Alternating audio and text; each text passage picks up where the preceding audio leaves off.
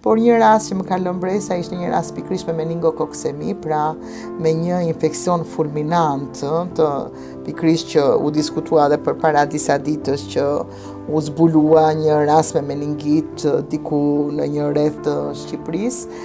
Ai ishte një fëmijë shumë i mirë, 9 muajsh, që erdhi vetëm me një temperaturë dhe me disa pika të vogla të kuqe në trup.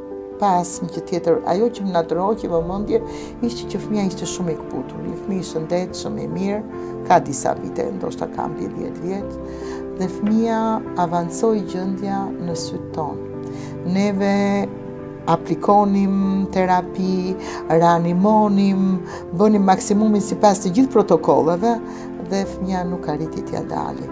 Ky është një rast shumë i tmerrshëm, por në këtë rast, domethënë prap është ideja që është një sëmundje që mund të parandalohet nga vaksina, prandaj sigurisht që aplikimi i vaksinave është një mbrojtje shumë e madhe e shëndetit të fëmijëve.